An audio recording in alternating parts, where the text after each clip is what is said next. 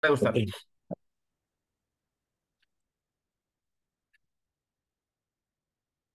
Baik, Bismillahirrahmanirrahim. Assalamualaikum warahmatullahi wabarakatuh. Waalaikumsalam warahmatullah. Waalaikumsalam warahmatullahi wabarakatuh.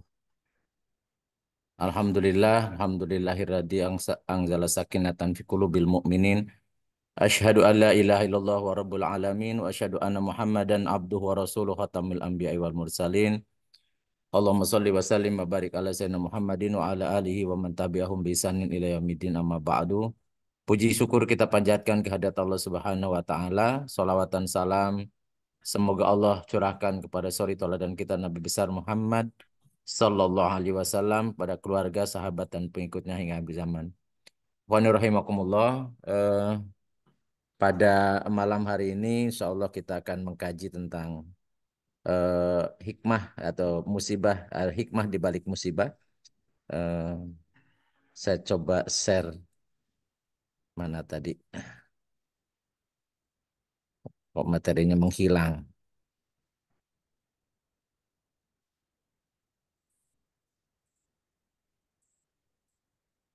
Hmm,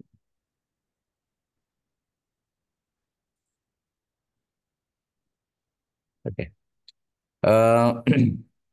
Ini kajian tematik kita ke 51. Alhamdulillah, dan insya Allah teman-teman istiqomah, dan walaupun baru 11 orang insya Allah akan menyusul. Eh, Kenapa kita mengambil materi hikmah di balik musibah? Eh, dan ini sebenarnya bagian bahasan tentang akidah. Ya. Jadi kita eh, menyisipkan di dalam kajian-kajian fikih atau kajian-kajian akhlak itu dengan kajian akidah, karena ini menjadi masalah sangat serius, karena banyak sekarang ini orang-orang eh, di antara umat Islam ini yang bermasalah dalam keberagaman mereka di ke agama mereka, ada amalan dari amalan agama mereka itu karena masalah di keyakinan atau akidah. Ikhwani rahimakumullah, saya memulai membahas tentang hikmah di balik musibah ini, tentang yang pertama, eh, tentang hikmah itu sendiri apa gitu. Jadi hikmah yang disebut dalam Al-Quran itu ada 20 kali dan dalam 19 ayat dan dalam 12 surat. Tentunya maknanya beragam, tergantung redaksinya. Tetapi yang ingin kita bahas sebenarnya makna yang mungkin lebih spesifik, yaitu hikmah artinya makna yang terkandung di balik suatu peristiwa. Jadi yang pada saat kejadian peristiwa itu kita tidak tahu apa sebenarnya di balik kejadian itu. Sehingga eh, pada pada kondisi seperti itulah kita dituntut untuk selalu berpikir positif, selalu bersabar, dan nanti pada suatu atau di ujung kejadian tersebut atau di kemudian hari kita akan bisa mengetahui ternyata kejadian yang dulu itu eh, hikmahnya seperti itu, seperti ini. Dan apa yang kita rasakan sekarang itu bagian dari hikmah, dari berbagai rentetan kejadian atau sejarah kehidupan kita atau masa lalu kita yang mungkin kita anggap pada saat itu adalah sebuah musibah, sebuah ketidaksenangan, ketidakenakan, atau kesengsaraan, atau sebagainya, atau kesakitan dan seterusnya. Tetapi kemudian kita merasakan sekarang apa yang kita rasakan sebagai sebuah kenikmatan. Dan itu adalah buah atau hikmah dari apa yang telah terjadi masa lalu. Maaf Demikian pula Ustaz, udah kejadian. dibuka Ustaz, PowerPoint apa tuh PDF-nya udah dibuka belum? Ini masih file aja nih yang ada di layar. Oh gitu, jadi ntar. Belum diklik itu kayaknya. Sepertinya ntar dulu. Nah, Saya saya ulang lagi. oke. Kelihatan sekarang belum? Sudah. Mantap. Oke. Mantap. Oke, pantesan saya juga ini enggak. Jadi bacanya agak susah. Tadi rupanya belum belum clear. Baik, Untung nggak ketiduran juga. kenapa? Ya udah untungnya nggak ketiduran jadi MC, jadi tahu. Iya, Enggak, iya. enggak lanjut, lanjut. Ya, jadi saya juga rupanya nih agak agak ini agak ngantuk-ngantuk. Bismillah. Jadi eh baik, kita lanjut ya. Jadi di antara makna hikmah. Jadi di dalam Al-Qur'an itu ada 20 kali disebut kata hikmah dalam 19 ayat dan dalam 12 surat. Tetapi yang kita akan bahas pada hari ini adalah hikmah yang artinya makna yang terkandung di balik suatu peristiwa. Sementara kalau di Al-Quran itu makna dari hikmah itu bisa terkait dengan aktivitas akal atau kaitan dengan keilmuan, ada keadilan, ada pemikiran, kebaikan dan seterusnya yang satu sama lain sebenarnya kita itu ada hubungannya. Dan biasanya juga hikmah itu eh, lebih diakumulasi dalam satu kata terjemahannya sebut bijaksana. Ya, hikmah atau hakim atau maha bijaksana ya. Hakimun itu maha bijaksana. Atau pemutus yang eh, bijak itu hakim. Jadi dia itu asal kata dari hakama yahkumu hikmah. Eh, tapi kita akan membahas yang arti hikmah yang makna yang terkandung di balik suatu peristiwa. Allah Subhanahu wa taala di dalam surat Al-Baqarah ayat 269 menyatakan bahwa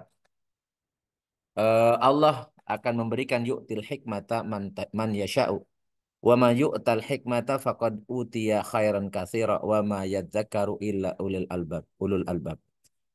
Allah menganugerahkan hikmah kepada siapa yang Allah kehendaki. Dan siapa yang Allah berikan hikmah, maka dia telah mendapatkan anugerah yang sangat besar atau karunia yang sangat banyak. Jadi khairan katsira. Dan hanya orang-orang yang berakalah yang akan mengambil pelajaran. Dan tidaklah mengambil pelajaran kecuali ulul albab, orang-orang yang punya akal. Artinya kalau kita bisa mengambil hikmah dari setiap peristiwa, itulah orang yang akan mendapatkan apa kebaikan yang banyak. Karena ketika dia menghadapi setiap peristiwa, dia hadapi dengan selalu berprasangka baik kepada Allah. Dan nanti akan terasa apa yang terjadi setelah kejadian itu berlalu. Oleh karena itulah eh, Imam Ibnu Qayyim Al-Jauziyah menyatakan hikmah adalah ilmu pengetahuan yang bermanfaat dan perilaku yang baik atau sesuatu eh, pengetahuan ketika kejadian itu kita tidak tahu apa yang akan terjadi, tapi kemudian ketika berjalannya waktu dia akan tahu bahwa apa yang manfaat apa dari kejadian-kejadian itu, dari pelajaran-pelajaran yang kita dapatkan dari pelajaran hidup itu. Sehingga kemanfaatan itu pasti akan dirasakan di kemudian hari. Dan itu berkaitan juga dengan bagaimana bersikap ketika mendapatkan suatu kejadian. Sehingga ada juga yang dalam sebuah hadis yang diriwayatkan oleh Imam Bukhari, bahwa barang siapa yang dikehendaki Allah kebaikan baginya, maka dia diuji, dicoba dengan suatu musibah. Artinya ada hikmah di balik ujian. Jadi dikehendaki oleh Allah kebaikan, maka diuji dulu. Dan sebagaimana makna makna ujian ya, makna ujian itu artinya untuk menyeleksi siapa yang paling baik. Ya. Allah Subhanahu Wa Taala dalam surat Al-Mulk misalnya menyatakan, Walladzi khalaqal mauta wal hayata liyabluwakum ayyukum ahsanu amala. Jadi Allah menciptakan kehidupan dan kematian itu sebagai ujian. Siapa di antara kalian yang paling baik amalnya? Jadi untuk menseleksi siapa yang paling baik amalnya diuji dulu dengan kadang dengan ujian berupa musibah atau diuji dengan kebaikan. Kita sudah membahas sebelumnya ujian itu tidak selamanya dalam bentuk sesuatu yang jelek atau yang negatif atau yang sulit atau yang susah, yang sakit dan seterusnya, tetapi juga bisa ujian dalam bentuk kemudahan, ya, kelapangan, kelancaran dan seterusnya. Dan semua kejadian yang menimpa kita semua sebenarnya adalah dalam kuasa Allah semua. Dalam ayat surat Al-An'am ayat 17 dan 18 Allah berfirman, "Wa in yamsaskallahu bidurin fala kashifalahu illa huwa. Wa in yamsaska bi khairin fahuwa ala kulli syai'in qadir. Wa huwal qahiru fawqa ibadihi wa huwal hakimul khabir." Dan jika Allah menimpakan suatu bencana kepadamu, tidak ada yang dapat menghilangkannya selain Dia. Dan jika Dia mendatangkan kebaikan kepadamu, maka Dia maha kuasa atas segala sesuatu. Dan Dialah yang berkuasa atas hamba-hambanya, dan Dia maha bijaksana lagi maha mengetahui. Jadi ayat ini termasuk dalil tentang tauhid, di mana hanya Allah sendiri yang mampu menghilangkan bencana dan mendatangkan kebaikan. Oleh karena itu dialah satu-satunya yang memberikan manfaat atau an-nafi dan menimpakan bahaya atau ad-dhar. Maka dia saja yang berhak untuk disembah dan diibadahi. Jadi eh, keyakinan ini yang akan kemudian berdampak yang luar biasa dalam keseharian kita, dalam kehidupan kita. Karena kita yakin betul tidak akan mungkin terjadi apapun pada diri kita kecuali atas kehendak Allah. Dan kita yakin betul bahwa sesuatu itu kalau Allah kehendaki sebenarnya kesulitan. Kalau Allah kehendaki maka kesulitan itu berubah menjadi kemudahan. Demikian pula ketika kita kemudahan, kalau Allah kehendaki ternyata kita mendapatkan kesulitan. Dan itu kita yakini itu hanya Allah, hanya kuasa Allah. Sehingga tidak sepantasnya kita kemudian mempersekutukan Allah dalam menyembah, dalam beribadah. Dan tidak sepatutnya kemudian kita meniatkan segala urusan atau segala perbuatan kita kepada selain Allah. Karena pihak lain selain Allah tidaklah akan memberi manfaat dan tidak akan mendatangkan mudarat kecuali Allah yang menghendakinya. Dan ini bagian dari akidah. Oleh karena itulah baik musibah atau rahmat adalah ujian dari Allah. Dalam ayat surat Al-Anbiya 35 terkait dengan kematian. Karena kematian itu dinilai sebagai musibah. Allah Subhanahu wa taala mengatakan kullu nafsin dha'iqatul maut. Wala nabluwakum bisyarri wal khairi fitnatun wa ilaina turja'un. Setiap yang bernyawa atau setiap jiwa itu akan merasakan kematian. Jadi jiwa yang merasakan kematian. Seluruh nafsu akan merasakan kematian. Dan kami telah akan menguji kamu dengan keburukan dan kebaikan sebagai cobaan, sebagai fitnah. Dan kamu akan dikembalikan hanya kepada kami. Wa ilaina turja'un. Kemudian dalam surat At-Taubah ayat 51 Allah berfirman kullan yusibana illa ma kataballahu lana wa maulana wa katakan wahai Muhammad ya, tidak akan pernah menimpa kami kecuali apa yang telah Allah tetapkan untuk kami. Dialah Allah sebagai pelindung kami dan kepadanya lah kami selalu orang-orang beriman selalu bertawakal. Kemudian di dalam surat Fatir ayat 2 Allah berfirman ma yaftahillahu linnasi min rahmatin fala mumsikalaha wa ma yumsik fala mursilalahu min ba'dihi. Apa saja yang Allah anugerahkan pada manusia berupa rahmat maka tidak ada seorang pun yang dapat menahannya dan apa saja yang ditahan oleh Allah maka tidak ada seorang pun yang sanggup melepaskannya sudah itu. Jadi kesimpulannya bahwa baik musibah yaitu berupa keburukan atau yang suatu yang yang dinilai oleh manusia sebagai musibah ataupun bahkan rahmat kasih sayang Allah itu semuanya adalah ujian. Tidak mungkin itu terjadi pada kita kecuali memang Allah yang menghendaki. Dan lalu bagaimana kita dalam menghadapi ujian itu? Karena inilah yang akan dinilai. Jadi bukan ujiannya, bukan ujiannya itu sebagai musibah atau rahmat atau keberkahan atau kemudahan.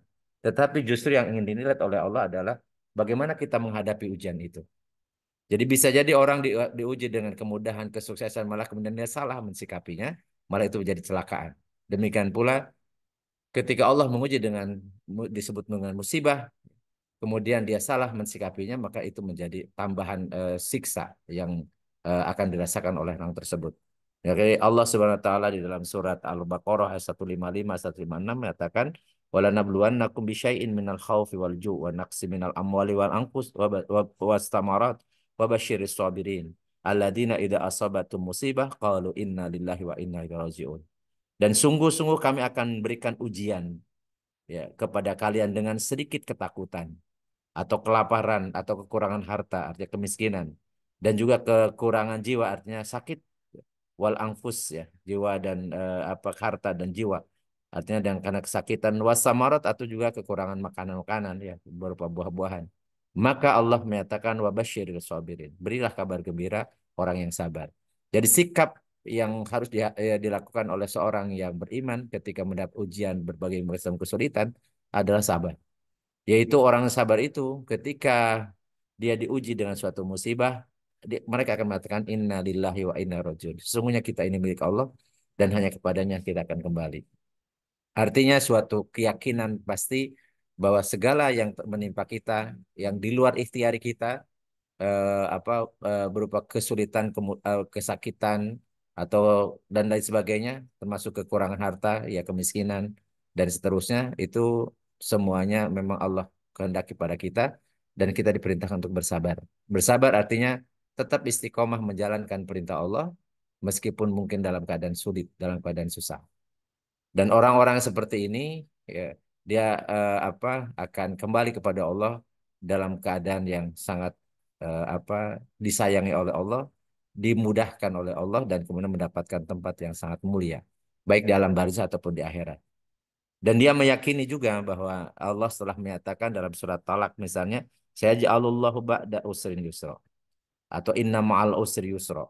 Jadi Allah akan menjadikan sesudah kesulitan ada kemudahan. Jadi dia tahu persis ketika dia diuji dengan kesulitan pasti di balik itu ada nanti ada kemudahan. Karena janji Allah itu tidak mungkin akan tidak ditepati, tidak mungkin Allah menyelisih janjinya. Jadi inna ma'al usri yusra. Ketika ada kita mendapatkan kesulitan, pasti di situ ada kemudahan. Dan itulah hidup. Tidak mungkin hidup kemudian sulit terus dan tidak mungkin juga hidup mudah terus. Karena inna ma'al usri yusra. Saya ja'alullahu ba'da usri yusra. Jadi Allah akan menjadikan sesudah kesulitan akan kemudahan. Dan ketika kita menghadapi kesulitan maka di situ juga ada kemudahan. Wa ma min dabatin fil ardi illa 'ala Allahi rizqa. Atau ketika dia kesulitan tentang rizki, maka dia yakini betul bahwa tidak akan ada mungkin satupun makhluk yang Allah ciptakan di muka bumi ini kecuali Allah telah memberikan rizkinya. Dan kemudian juga eh, eh, bagaimana sikapnya seorang yang beriman ketika diberikan ujian itu. Rasulullah SAW menyatakan ajaban li amril mukmin. Sangat menakjubkan urusan seorang mukmin itu. Inna amrahu kullahu khairan. Sesungguhnya semua perkaranya adalah kebaikan. Walaysa dzalika li ahadin illa li mu'minin. Dan itu tidak mungkin terjadi kecuali terjadi pada orang mukmin saja. In asabatum syarra syakara fakana khairan lahu. Dan apabila Allah menimpakan kepadanya kemudahan, kelapangan, maka dia bersyukur. Itu juga baik baginya. Wa in asabatum dharra'u sabara fakana khairan lahu. Dan apabila ditimpa kesulitan ya, kesusahan dan seterusnya, maka dia bersabar, maka itu juga baik baginya.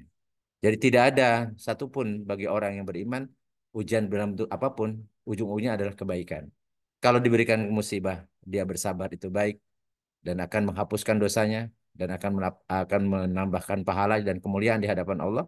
Ketika diberikan kemudahan, kelapangan, kesuksesan, dia bersyukur, dia berterima kasih dan kemudian ditindaklanjuti dengan amal soleh, amal kebaikan, maka itu juga baik baginya. Dalam sebuah hadis Rasulullah juga mengatakan inna idhamal jazai ma'idhamil bala wa inna allaha idha ahabba qauman ibtalahum faman radiya falahu arida wa man sahita falahu sulta. Sesungguhnya pahala yang paling besar diperoleh adalah melalui cobaan yang besar pula. Apabila Allah mencintai seseorang maka Allah akan memberikan cobaan kepadanya. Barang siapa yang ridha menerimanya maka Allah akan meridhoinya. Dan barang siapa yang murka dengan ujian itu maka Allah pun murka kepadanya. Ya, hadis riwayat Tirmidzi, hadis sahih riwayat Tirmidzi. Kemudian yang pasti setiap ujian yang pasti kita dapatkan adalah yang pasti Allah berikan kepada kita hikmahnya adalah dari ujian itu dihapuskan dosa. Dan paling besar di antara hikmah ketika kita diuji dengan kesulitan, dengan kesakitan, dengan berbagai macam kekurangan, maka kalau kita hadapi dengan sabar, yang paling besar yang kita rasakan hikmahnya adalah Allah menghapuskan dosa kita. Mamin muslimin yusibuhu adan maradun fama siwahu illa khattallahu sayiatihi kama tahuttu syajaratu waraqah. Setiap muslim yang terkena musibah, penyakit atau yang lainnya, pasti Allah akan menghapuskan kesalahan-kesalahannya. Sebagaimana pohon mengugurkan daun-daunnya. Hadis riwayat Imam Bukhari dan Muslim. Ma yusibul mu'minu min saukatin fama fawqaha illa rafa'ahu Allahu biha darajatan au hatta anhu biha khati'atan. Tidaklah seorang mukmin terkena duri atau lebih dari itu, ada kesulitan, kesakitan dan seterusnya, melainkan Allah akan mengangkat derajatnya dengannya atau dengan menghapuskan kesalahan-kesalahannya. Yohani rahimakumullah. Yang kedua, hikmah yang pasti kita akan dapatkan adalah dari ujian itu Allah memberikan pahala. Jadi selain menghapuskan dosa, Allah akan memberikan pahala. Idza maradul abdu aw safara kutiba lahu mislu ma kana ya'malu muqiman sahihan. Apabila seorang hamba sakit atau sedang safar, maka Allah akan menuliskan baginya pahala seperti saat dia melakukan ibadah di saat dia sehat atau dia kata bermukim. Innama yuwaffas sabiruna ajrahum bighairi hisab. Sesungguhnya hanya orang-orang yang bersabarlah yang dicukupkan pahala mereka tanpa batas.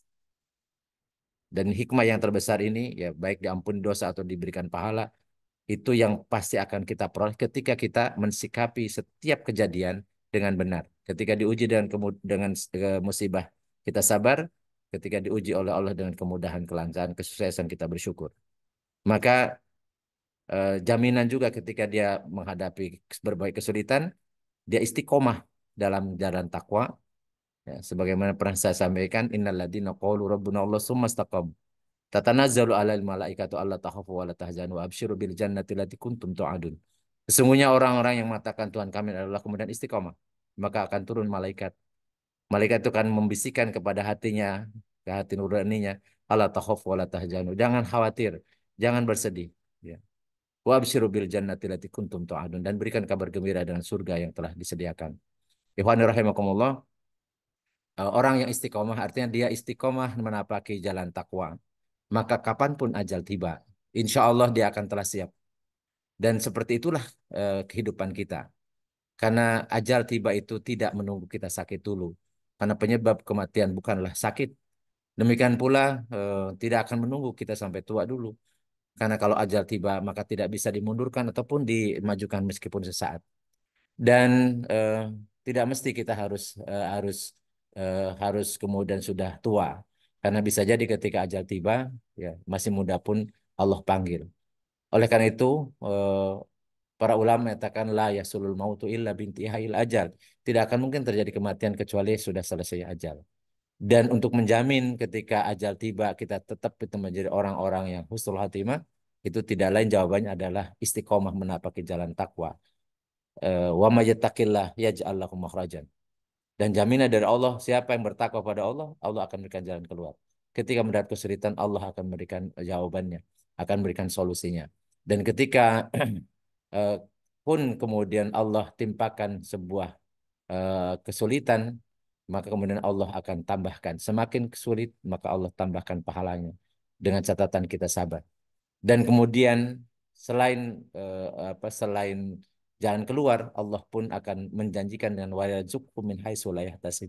Allah akan berikan rezeki dari arah yang tidak diduga. Karena ketakwaan itulah yang akan menjamin orang selalu berbuat baik dan niat baiknya itu karena Allah Subhanahu wa taala. Karena tidak dinilai takwa kalau dia hanya sekedar melaksanakan kebaikan sedangkan niatnya bukan karena Allah. Demikian pula tidak mungkin dia akan karena Allah atau Allah akan memberikan pahala kalau seandainya dia melaksanakan sesuatu yang tidak sesuai dengan keinginan Allah, tidak sesuai dengan kehendak Allah. Oleh karena itu takwa yang sebenarnya takwa adalah menjalankan seluruh perintah Allah dan dilarangannya dan istiqomah sampai akhir hayat, maka pasti Allah akan memberikan jalan keluar, Allah akan memberikan rezeki min haitsu yahtasib, dan Allah akan menenangkan jiwanya karena malaikat akan turun mengatakan Allah takhafu wa la tahzanu.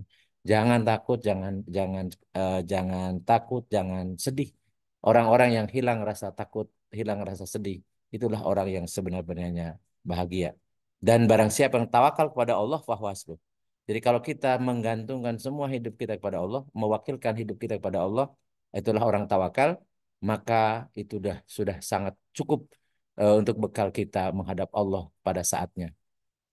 Karena pada saatnya kita akan kembali kepada Allah, dan ketika kita tawakal kepadanya, maka itu sudah cukup menjadi argumen kita di hadapan Allah bahwa kita selalu menggantungkan kepada Allah. Ketika diuji dengan kesulitan kita sabar, ketika diuji dengan kemudahan kita bersyukur. Sesungguhnya innallaha baligul amrihi, Allah akan melaksanakan semua urusannya. Qad ja'alallahu likulli syai'in qadra, dan Allah telah mengadakan ketentuan bagi setiap segala sesuatu. Ikhwani rahimakumullah, eh, hikmah itu datang belakangan. Kita kadang-kadang terburu-buru ketika Allah uji dengan kesulitan, kemudian kita langsung berprasangka buruk pada Allah. Atau kemudian kita menyatakan bahwa saya sudah berbuat baik, kenapa kok Allah uji dengan seperti ini? Padahal disitulah letaknya Allah akan menilai. ketika kita sudah banyak berbuat baik, kemudian Allah uji dengan kesulitan-kesulitan, dan ketika dia mampu bersabar, itulah akan menyempurnakan kebaikan atau kesalehan dia. Tetapi manakala kemudian dia diuji dengan kesulitan, padahal dia sudah beramal baik, amal soleh, bisa jadi ketidaksabaran itu akan menghapus pahala yang telah kita ukir, yang telah kita lakukan sebelumnya. Jadi amal solehnya akan berubah menjadi dosa. Demikian pula sebaliknya, ketika kita sudah atau ada orang ya, bukan bukan kita, ada orang yang kemudian dia maksiat, kemudian malah Allah memberikan kemudahan, kelancaran, kesuksesan. Ketahuilah, jangan pernah tergoda dengan seperti itu, dan jangan pernah ngiri kepada seperti itu, karena kita tahu sebagaimana pernah kita sampaikan, itu adalah istijroj. Bisa jadi dia sepertinya diberikan kemudahan, tetapi kesengsaraan yang abadi telah menanti dia, kesulitan yang luar biasa akan menghadap dia, akan dihadapkan kepada dirinya ketika dia masuk ke alam barzah, akan berhadapan dengan siksa kubur, dan kemudian di akhirat naudzubillah min dalik akan dimasukkan ke dalam neraka khalidna fiha abada, yang apa kepedihan, kesengsaraan, kehinaan yang abadi. Naudzubillah summa naudzubillah. Oleh karena itulah Yohan rahimakumullah, menghadapi semua yang menimpa kita, sabar ketika kita diuji dengan kesulitan, dan sabar itu tanpa batas. Jadi kalau kita mengatakan sabar ada batasnya, berarti kita belum sabar. Dan kita harus selalu melaksanakan sesuatu dengan ikhlas. Al-qasdulillah. Ketika kita ikhlas, maka semua jadi ringan. Karena kita tidak akan terbebani oleh pendapat di sekeliling kita. Tapi begitu kita kemudian tidak ikhlas, kita merespon setiap setiap celoteh atau cemooh orang sekitar kita, maka kita akan merasa capek luar biasa dan menyesali suatu kebaikan yang telah dilakukan ketika tidak dapat apresiasi. Atau dia merasa kecewa ketika apa yang dia usahakan ternyata tidak mendapatkan eh, feedback yang baik dari orang-orang sekitarnya. Maka untuk menghadapi agar hidup ini dirasa ringan, ikhlas karena Allah semata, kemudian sabar ketika diuji dengan kesulitan, bersyukur, selalu bersyukur, itu artinya berterima kasih. Dengan apa yang Allah berikan, kita semakin dekat kepadanya, semakin takarub kepadanya. Maka orang-orang seperti ini insya Allah hidupnya di dunia akan bahagia. Di alam barzah Allah akan berikan nikmat kubur yang indah, yang menyenangkan. Kemudian di alam akhirat dia akan masukkan ke dalam surga khalidina fiha abada. Radhiyallahu anhum wa radu an. Mudah-mudahan pengantar diskusi kita ada manfaatnya, dan silahkan teman-teman untuk meresponnya. Eh, dan kalau saya kemudian kayak kurang fokus ini karena agak ngantuk, insya Allah dari setelah minum kopi nanti akan bisa bisa lebih lebih fokus lagi. Saya kembalikan ke Uda Daniel. Oke, Pak Ustadz. Jazakallahu khairan untuk paparannya ya. Eh, Silakan, tadi saya sudah tulis di chatting room. Silakan kalau ada pertanyaan ditulis, atau sekarang kalau mau raise hand dipersilakan. Nah, kalau emang belum ada yang raise hand, mungkin saya tadi sudah ada tuh Om Gugut. Berarti Om Gugut dulu baru tadi pertanyaan saya yang saya tulis di chatting room. Silakan Om Gugut. Assalamualaikum warahmatullahi wabarakatuh. Ini Waalaikumsalam warahmatullahi wabarakatuh. punten terlambat nih Kang. Biasa Iya, saya baru nyampe. Jadi mangga. kan sering kali kejadian gini Kang. Eh, ini kan ada masalah kesabaran dan tawakal gitu ya Kang ya. Iya, betul. Nah, ini kan seringkali waktu kita punya argumen, suatu argumen lah kasarnya terhadap suatu kejadian. Nah, ternyata argumen itu secara ilmiah bisa dibuktikan kasarnya gitu. Tapi Iya. ternyata orang ditentang habis-habisan gitu sama orang lain. Nah, terus kita sendiri akhirnya berusaha untuk mengimplementasikan atau ide-ide itu gitu loh, Kang. Nah, ternyata setelah ide itu teraplikasikan atau implementasikan, terus ternyata tiba-tiba itu berhasil dan berhasil dibandingin. Nah, sehingga akhirnya si orang yang tadinya menentang terhadap ide itu malah mengambil alih ya tadi ide yang orang lain pegang itu Kang. Bahkan orang yang tadinya ditentang sama si orang ini justru lebih baik. Nah, akhirnya justru yang mempunyai ide ini akhirnya disingkirkan. Nah, kan biasanya suka nggak sabar tuh Kang, itu orang kayak gitu kan, itu rasanya pengen, entah itu ada kata-kata kasar lah dan lain sebagainya. Nah, apakah itu juga bagian dari ini ya Kang, terutama ngadepi ke ini kan, ini kan harus sabar, sementara ide kita yang cukup berat, kita tantangan dan bahkan ditentang semua orang, begitu berhasil semua orang pada ngambil gitu kasarnya. Gitu loh Kang. Itu aja sih yang sering kejadian, tapi itu jadi emosi gitu Kang ujungnya. Itu aja kira-kira gitu. Assalamualaikum warahmatullahi wabarakatuh. Waalaikumsalam warahmatullahi wabarakatuh. Ya, eh, itu orang umum mengatakan ya manusiawi, manusiawi. Manusia. Tetapi untuk menjadi orang yang dimuliakan Allah itu lebih dari kata manusiawi. Jadi, tapi tidak mungkin kita jadi malaikat karena kita punya hawa nafsu kan gitu ya. Iya. Dan bagaimana kalau seandainya kejadian itu seperti itu? Kita yang punya ide, kita sudah kerja keras, ternyata sudah hasilnya ternyata orang lain yang menikmati. Yang notabene dulu dia yang menentang, dia yang mencemooh dan seterusnya. Betul. Apa kita tidak dongkol gitu? Maka yang pertama yang harus dilakukan adalah pasang dulu niat yang benar. Niat karena Allah. Jadi eh apa setiap innamal a'malu binniat walikulli imri'in ma nawa. Jadi sesungguhnya setiap amal itu tergantung niatnya dan setiap orang akan dapatkan tergantung niatnya. Ya, balasan dari Allah itu tergantung niatnya. Maka yang pertama harus kita lakukan niat karena Allah dan untuk akhirat.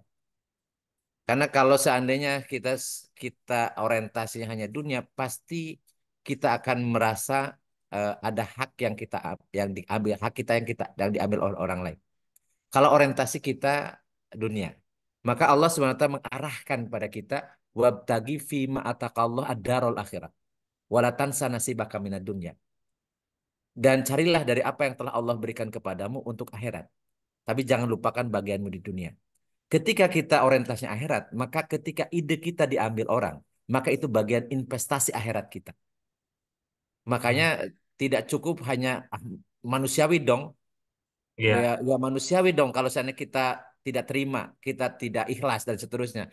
Dan itu kata-kata itu menurut orang yang ingin masuk surga itu apa kata-kata manusiawi di situ itu hal yang harus dihindari. Karena justru orang yang mampu menundukkan hawa nafsunya, orang yang kemudian selalu berpikirannya positif, dia tidak akan pernah merasa merasa ada sesuatu yang hilang.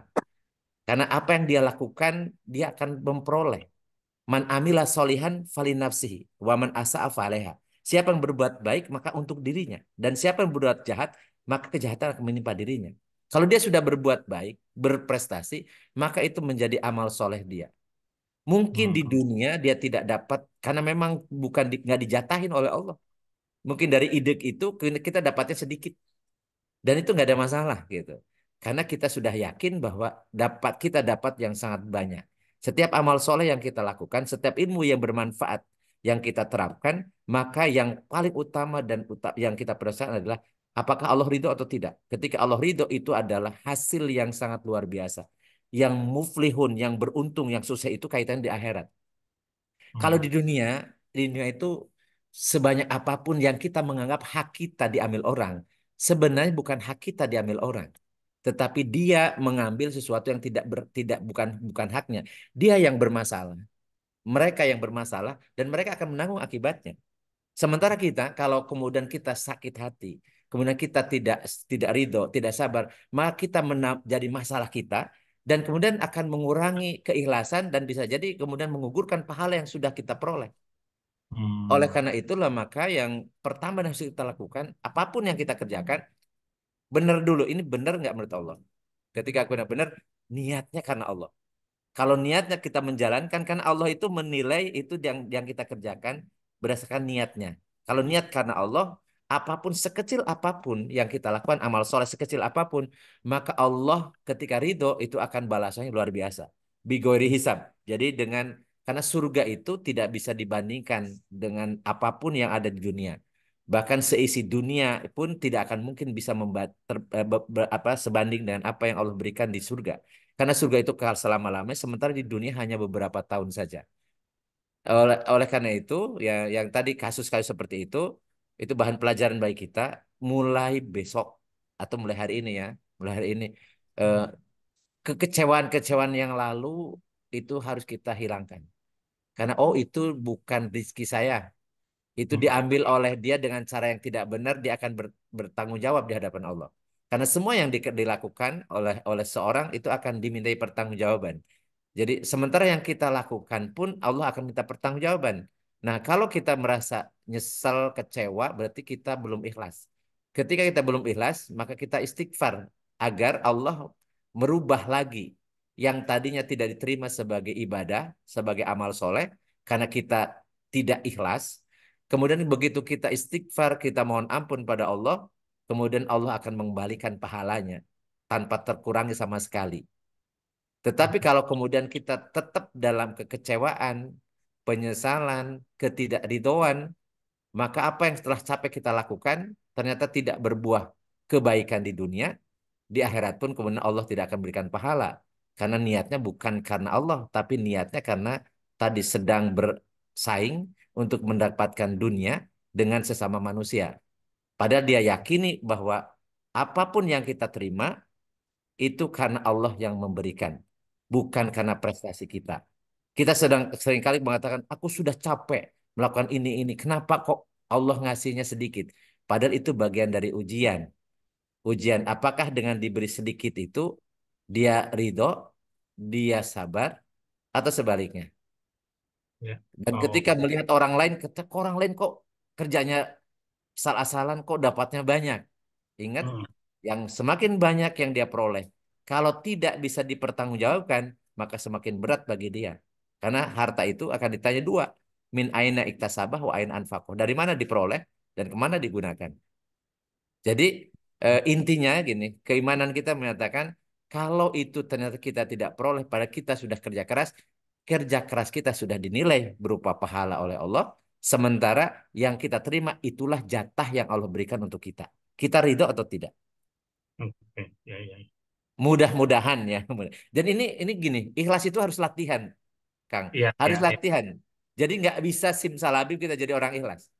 Proses, harus Ya. proses. Dan terus kita kembali lagi. Saya kan ingin akhirat, bukan dunia. Dunia mah pasti Allah kasih sesuai dengan jatah kita. Jadi jatah kita itu, harta itu sudah ngepas.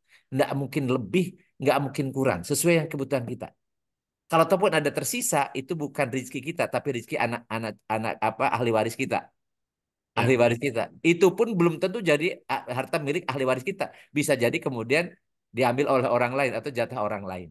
Sehingga kita yakini bahwa apa yang kita terima itulah jatah yang Allah berikan untuk kita.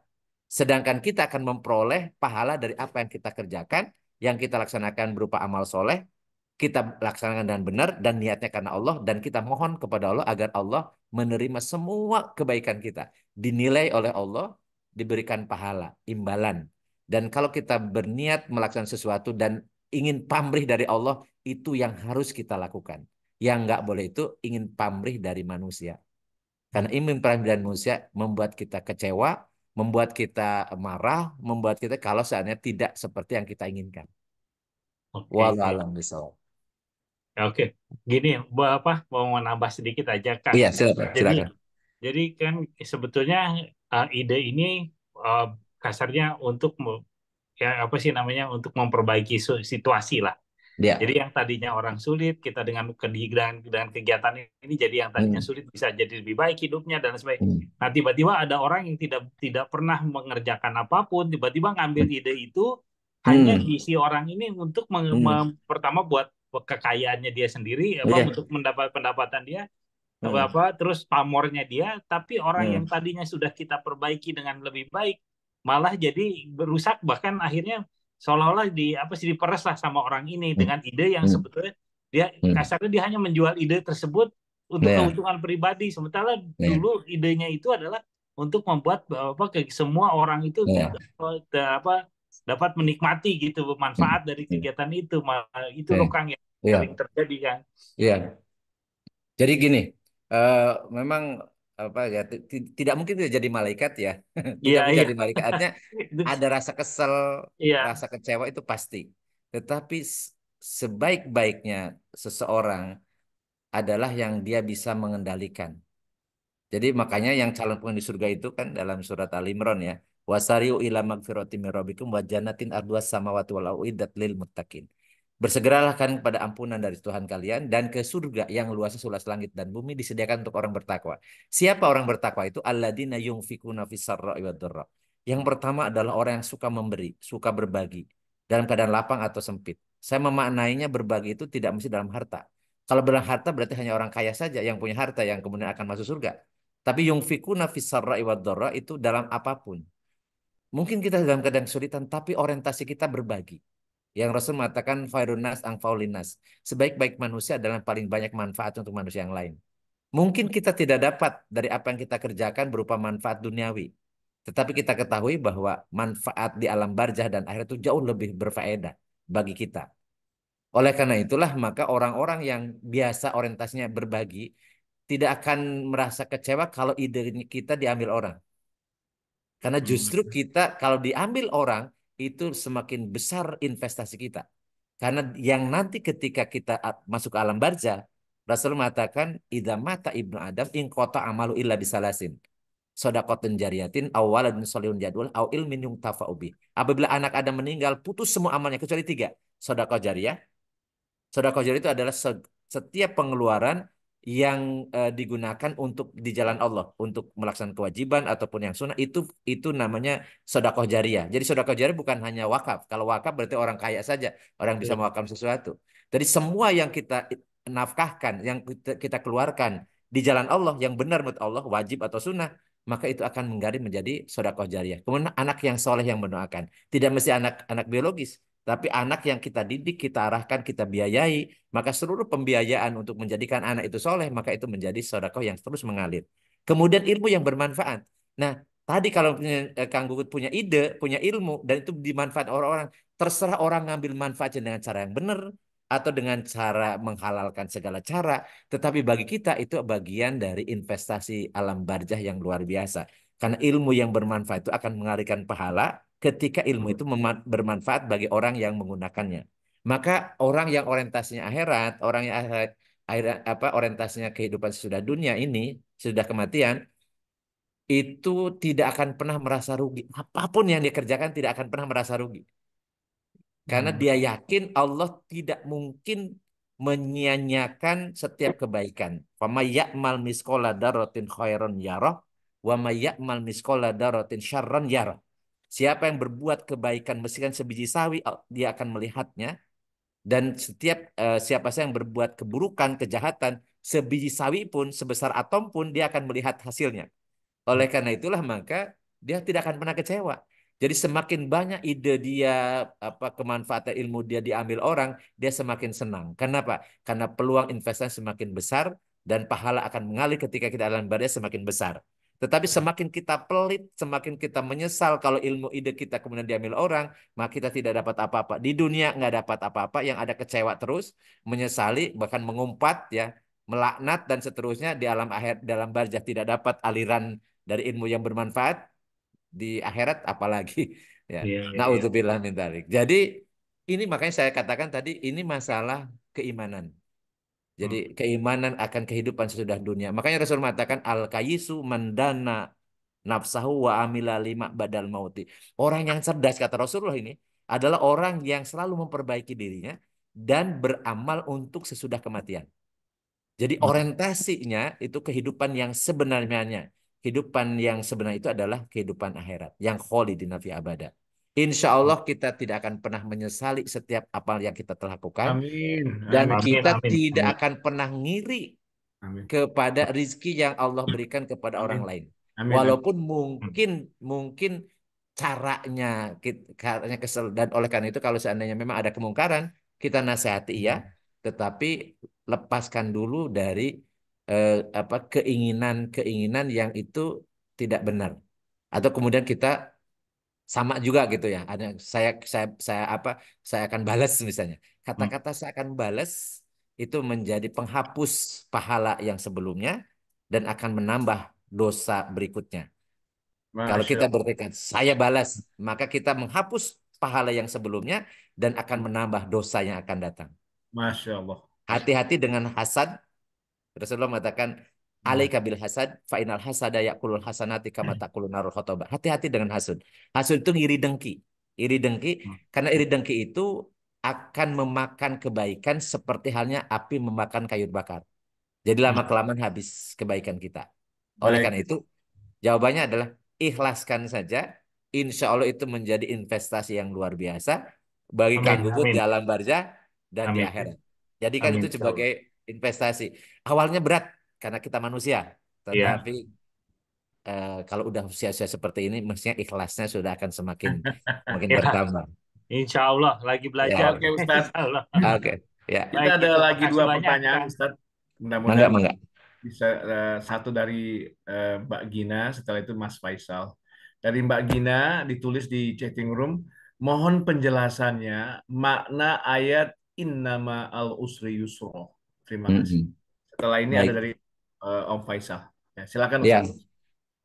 Inna ma'al usro. Jadi ma'a itu artinya beserta, menyertai, sesuatu yang berbarengan. Hidup ini tidak mungkin kita sulit terus. Pasti ada mudahnya. Hanya saja ketika kita terbawa oleh kesulitan, kemudahan itu sehingga tidak bermakna. Atau sebaliknya, ketika kita diberikan kemudahan, padahal di saat ada kemudahan itu juga ada kesulitan.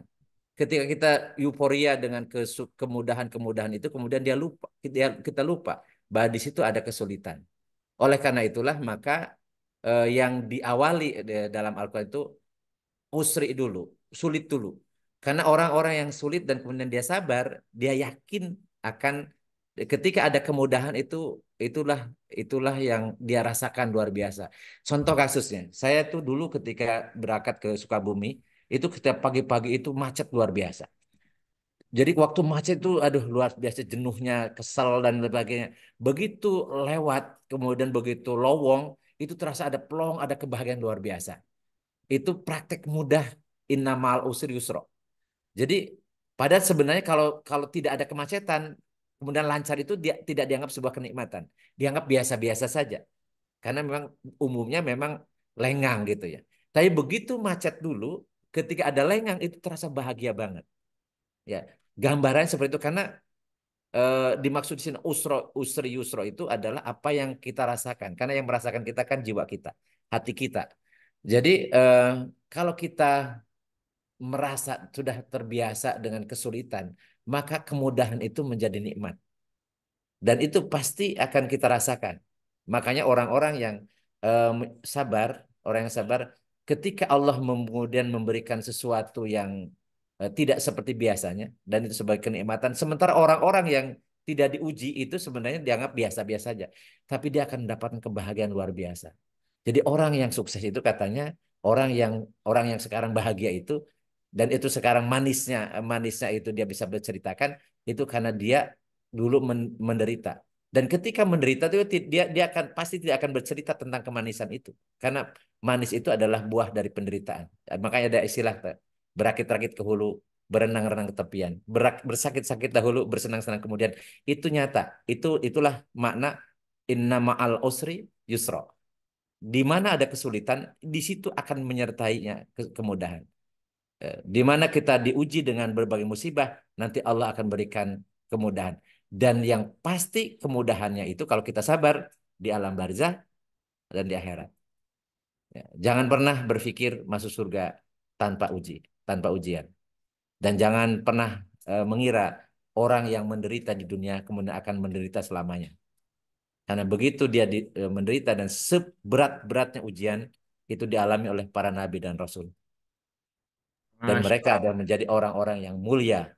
Mulia di dunia, meninggalkan nama baik ya selama apa seperti Rasulullah SAW namanya terus dikenang sebagai orang yang baik sampai hari kiamat dan kemudian di alam barzah Allah memberikan keistimewaan ya kenikmatan yang luar biasa dan di surga tentunya di akhirat ditempatkan pada tempat yang mulia di sisi Allah. Dan itulah buah dari kesabaran dan itulah hasil dari ujian. Ingat ujian itu kadang enak, kadang tidak enak. Tapi semuanya adalah ujian. Siapa yang bisa mensikapi dengan benar ketika diberikan ujian yang tidak enak, dia sabar, maka itu jadi kebaikan, penghapus dosa dan meningkatkan derajat. Ketika diuji dengan kemudahan, kelapangan, kesuksesan, dia bersyukur, semakin dekat kepada Allah, berterima kasih kepada Allah, maka itu pun menambah kenikmatan, kesuksesan di dunia akan diiringi dengan kesuksesan di alam barzah dan akhirat. Itulah orang yang bisa memaknai hikmah. Hikmah dari musibah, hikmah dari setiap ujian adalah dihapuskan dosa dan Amin. diberikan pahala. Dimasukkan Baik, ke surga. Ustadz. Siap. Silakan Om Faisal. Tafadol. Silakan. Nah, ada. Ya, Assalamualaikum warahmatullahi wabarakatuh. Waalaikumsalam. Ingin lihat wajahnya dong? Waalaikumsalam warahmatullahi. Kamera juga nggak apa-apa. Untung belum mandi. Oh, belum mandi. Oke, mangga dong. Mangga. Ya, ya. Pak Ustadz, mau kirim kado pernikahan nanti Japri ya alamatnya ya. Oh, Tapi ada pertanyaan kok. Ada oke, pertanyaan. mangga. Iya. Begini Pak Ustadz, saya kan merasa Allah mudahkan lah dalam banyak hal gitu Pak Ustadz ya. Iya, betul. Sampai saat ini gitu kan, Insya Allah. Hmm, Eh, jadi ada perasaan malu juga gitu Pak Ustadz karena saya mungkin belum maksimal ya dalam beribadah, masih hmm, banyak kekurangan dan lain-lain. hmm. Dan yang saya pahami atau saya rasakan ini karena buah dari kebaikan almarhumah ibu saya gitu Pak Ustadz ya, Ya, ya, yang alhamdulillah eh, cukup dikenang ya, banyak yang mengenal beliau sebagai orang baik. ya, Memang ada keterkaitan seperti itu Pak Ustadz ya, karena saya ya, merasa aja banyak hal yang sulit jadi mudah, iya, yang mungkin iya, jadi mungkin dan begitu iya, banyak. Dan saya iya, ada keyakinan itu bukan karena ibadah saya Pak Ustadz, tapi lebih ke arah karena kebaikan almarhumah ibu saya gitu Pak Ustadz. Itu iya, aja. iya. Terima kasih. Baik, Akhirnya Pak baik. Ustadz. Assalamualaikum warahmatullahi Baik. wabarakatuh. Waalaikumsalam warahmatullahi. Kita pernah membahas tentang berkah, ya, berkah. Berkah adalah kebaikan yang abadi. Jadi saya menerjemahkannya, memahami berkah itu adalah kebaikan yang abadi. Keberkah itu adalah baik ketika di dunia, baik di alam barzah, dan baik di akhirat. Eh, Setiap kita, kalau kita berbuat yang berkah, berkah ya, umur, apapun, maka akan mendatangkan kebaikan bukan hanya kita, ternyata kepada duriat kita atau keturunan kita. Maka dari itu Rasulullah mengajarkan doa. Atau bukan Rasul, sebenarnya dari Al-Qur'anul Karim. Allah mengajarkan doa, Rabbana hablana min azwajina wa dzurriyyatina qurrata a'yuni waj'alna lil muttaqina imama. Ya Allah, anugerahkan kepada kami pasangan hidup, artinya istri dan keturunan dzurriyyah, ya. Yang qurrata a'yun, yang sedap dipandang mata, yang apa, kalau orang Sunda bilang pikayung yunan. Jadi membuat apa, pokoknya indah, indah perbuatannya, ya, dampaknya. Dan itu doa doa yang dipanjatkan oleh orang tua kita. Dan ternyata kita kecipratan atau kebagian. Bahkan bisa jadi kita yang mendapatkannya, kita yang mendapatkannya karena kebaikan itu. Oleh karena itu, jangan pernah kita lupa mendoakan orang tua kita. Karena kita hidup seperti sekarang ini karena berkahnya hidup mereka. Kalau kita merasa hidup kita lebih mudah, lebih lancar, sukses, itu yakin juga bagian dari doa-doa yang dikabulkan, doa orang tua kita yang dikabulkan oleh Allah. Dan pasti orang-orang yang soleh, orang tua kita yang soleh, pasti berdoanya adalah ingin anaknya soleh. Dan ketika anaknya soleh, maka semua hal itu disikapinya dengan positif. Anak soleh itu ketika tadi diuji dengan kesulitan, dia akan sabar sehingga terasa enteng. Karena sabar itu akan menghilangkan beban. Sabar itu akan membuat sesuatu yang berat jadi mudah. Sabar itu akan mengakibatkan dia eh, hanya bergantung pada Allah saja. Dia tidak menggantungkan kepada manusia. Karena ketika kita menggantungkan urusan kita kepada manusia, siap-siap kita kecewa. Siap-siap kita kemudian marah. Siap-siap kemudian kita dongkol, kemudian atau kita dendam. Tapi ketika kita setiap kejadian kita gantungan hanya pada Allah, itulah makna sabar, maka dia akan merasa enteng banget hidupnya. Karena dia yakin tadi sebagaimana yang saya sampaikan tadi, inna ma'al usri usra. Ketika ada kesulitan pasti ada kemudahan. Dan Allah akan berikan jalan keluar. Yang penting kita istiqomah di jalan Allah. Maka Allah pasti akan berikan jalan keluar dan akan berikan rezeki dari yang tidak duga-duga. Oleh karena itu benar yang tadi difahami oleh Bang Faisal, bahwa kesuksesan kita itu tidak lepas dari kebaikan, kesolehan orang tua kita. Maka dari itu jangan pernah pelit, apalagi kalau dia masih hidup. Jangan pernah pelit kepada orang tua kalau mereka masih hidup. Dan jangan pernah pelit mendoakan dan berbuat baik dan melibatkan orang tua kita. Itulah makna awaladun solihun jadullah. Anak soleh yang mendoakan. Jadi anak soleh itu maksudnya anak beramal soleh. Kan disebut soleh itu pasti beramal soleh gitu ya. Jadi ketika beramal soleh, kemudian amal soleh yang dilakukan oleh anak itu akan mengalirkan pahala tanpa terkurangi pahala anak kita. Itu yang mana awaladun solihun yadullah. Karena kan mahamnya kalau itu anak soleh kemudian kalau berdoa saja. Kalau tidak berdoa berarti tidak akan mengalirkan pahala. Nggak seperti itu pemahamannya. Karena anak yang soleh itu pasti beramal soleh. Ya, beramal soleh. Dia berdoa atau tidak berdoa ketika dia beramal soleh dan kesolehannya itu karena dibina, dididik, dibiayai oleh orang tuanya, maka pahala dari kebaikan kesolehan anak itu akan mengalir kepada orang tuanya yang ada di alam barzah. Maka dari itu jangan pernah juga kemudian kita berbuat maksiat. Karena maksiat itu udah, apalagi kalau maksiat itu kemudian karena keteledoran orang tua kita. Karena ketidakpedulian atau karena orang tua kita tidak tahu. Kemudian memanjakan kita sehingga membiarkan kita bergelimang dalam kemaksiatan. Bisa jadi. Banyak anak-anak sekarang itu tidak diajak sholat. Alasannya kasihan dia capek, kasihan dia banyak tugas dan seterusnya. Itu sebenarnya bukan kasihan, tapi dia sangat kejam kepada anaknya. Karena begitu anaknya kemudian terbiasa meninggalkan sholat, terbiasa berbohong, terbiasa macam-macam, dan itu dibiarkan orang tuanya, bahkan kemudian dicontohkan oleh orang tuanya, maka dosa dari anak yang toleh itu, anak yang berbuat maksiat itu akan mengalir juga dosanya kepada orang tuanya. Oleh karena itu ya bersyukurlah, selalu bersyukur ya kalau kita punya orang tua yang soleh soleha. Orang tua yang selalu mendoakan kita dan kita meyakini keberkahan mereka itu akan mengalir juga ke anak keturunannya. Dan tadi amal-amal yang mereka perbuat itu juga memberikan inspirasi atau memotivasi anak-anaknya. Maka dari itu salah satu birrul walidain ketika orang tua kita sudah meninggal, lanjutkan kebaikan-kebaikan yang mereka biasa lakukan. Sambungkan silaturahminya ya ke keluarganya.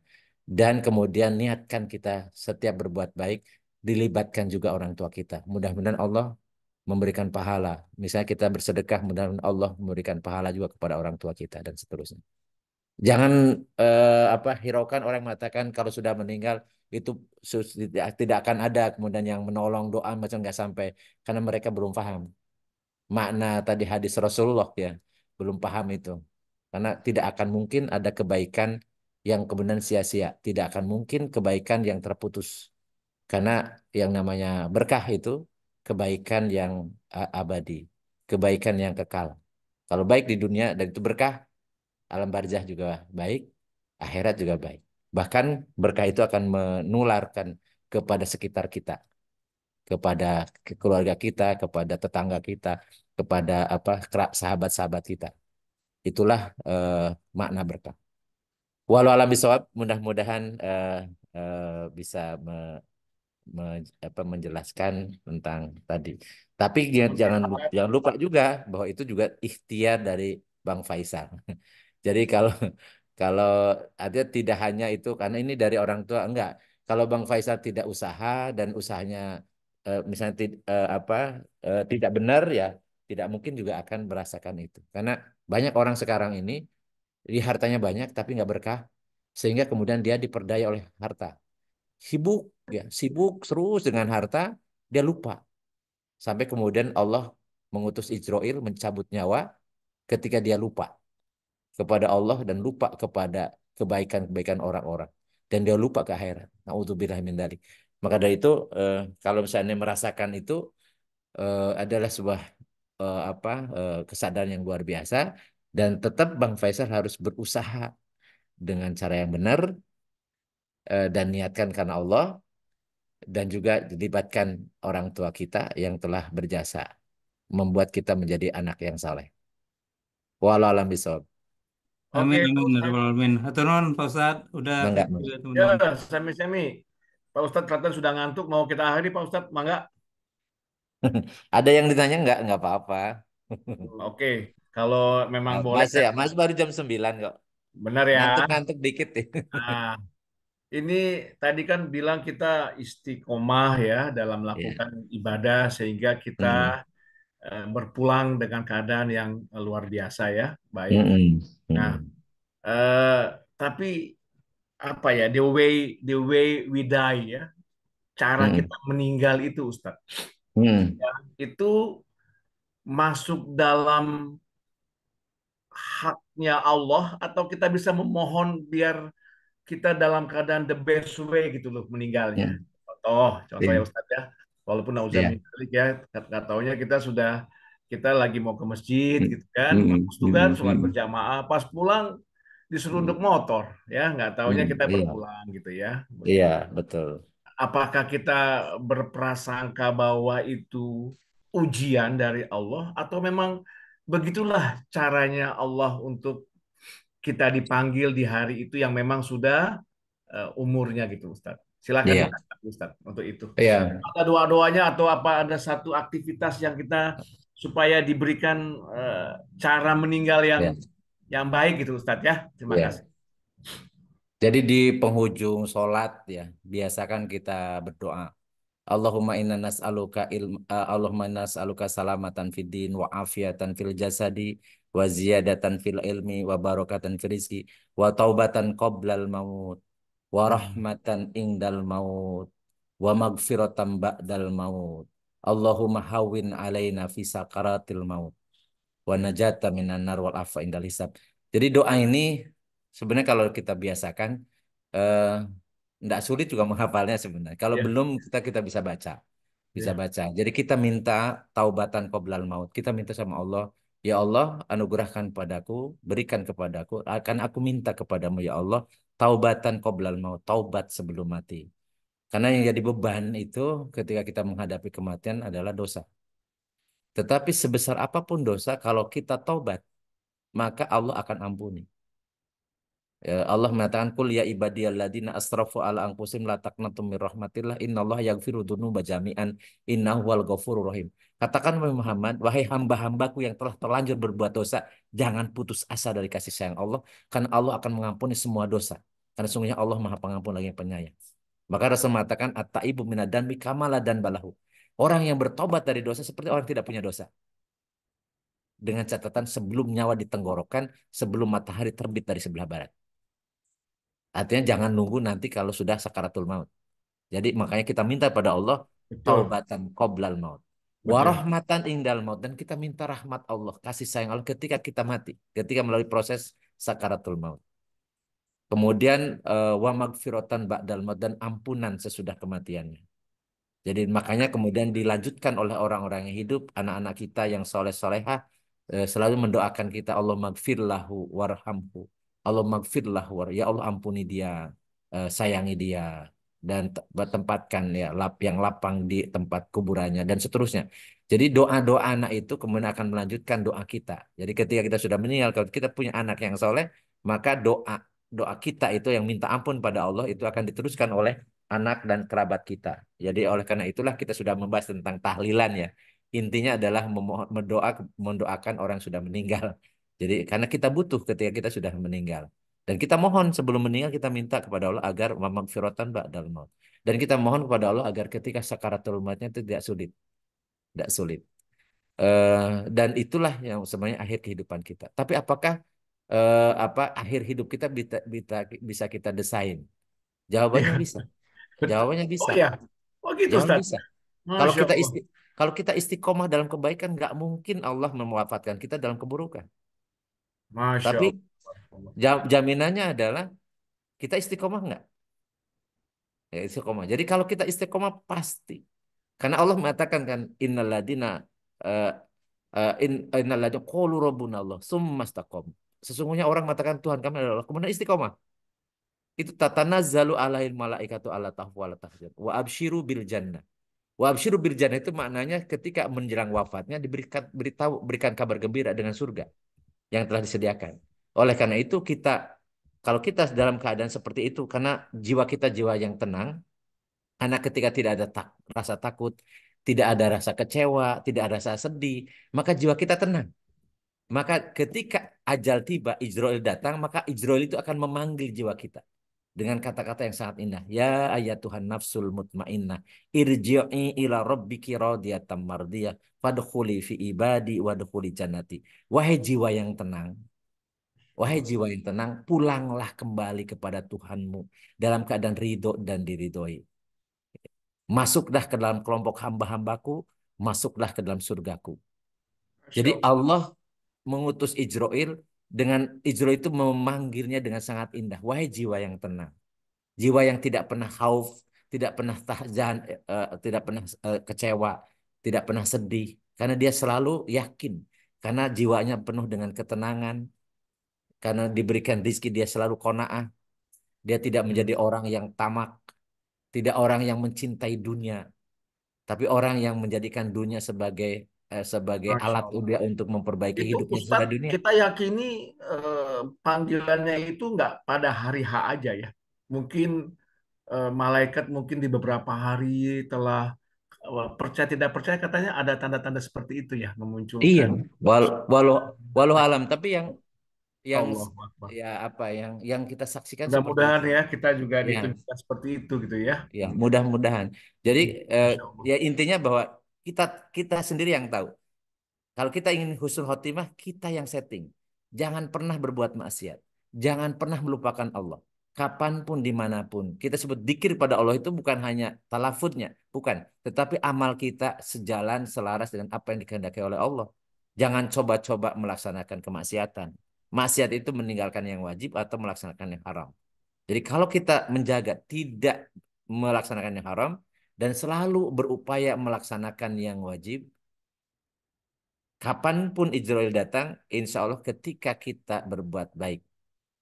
Dan itu kita Amin ya yang Allah. tahu gitu. Amin ya Allah. Makanya yang harus kita lakukan ini, harus sudah usia usia di atas 50 ya, Hmm. perbaiki amal kita dengan ilmu supaya benar. Yang kedua, ketika menjalankan, niatkan ikhlas karena Allah. Sehingga sehingga apapun komentar, reaksi lingkungan tidak berpengaruh pada kita. Tapi ketika kita setiap berbuat itu mempertimbangkannya reaksi orang, berarti kita belum ikhlas. Kita belum ikhlas. Eh, apa walaupun atau kita kemudian punya argumentasi, kadang cari argumentasi. Padahal argumentasi kita, kalau kita beribadah, buat apa argumentasi kepada manusia? Karena Allah Maha tahu. Allah tahu apa yang ada dalam dada kita, apa yang dalam hati kita. Kemudian kita cari ini kan, oh saya itu maksudnya saya ikhlas, maksudnya kayak gitu. Tidak perlu, karena keikhlasan itu Allah yang akan menilai. Ya. Dan tidak perlu juga kemudian di apa nunggu-nunggu panggilan atau sebutan orang hebat, orang apa ikhlas macam-macam, karena ikhlas, orang dermawan dan sebagainya itu bukanlah gelar, tetapi itu nanti akan berbuah dengan penilaian dari Allah. Karena yang menilai perbuatan kita hanya Allah saja. Masya Allah. Tabarakallah. Ilahi turja'un. Kita kembali hanya kepada Allah. Nggak kemana-mana gitu ya. Maka dari itu stoplah kita respon terhadap setiap komentar dari manusia. Masya Dan Allah. curhatlah kepada Allah. Insya Allah hati kita akan menjadi Masya tenang, Allah.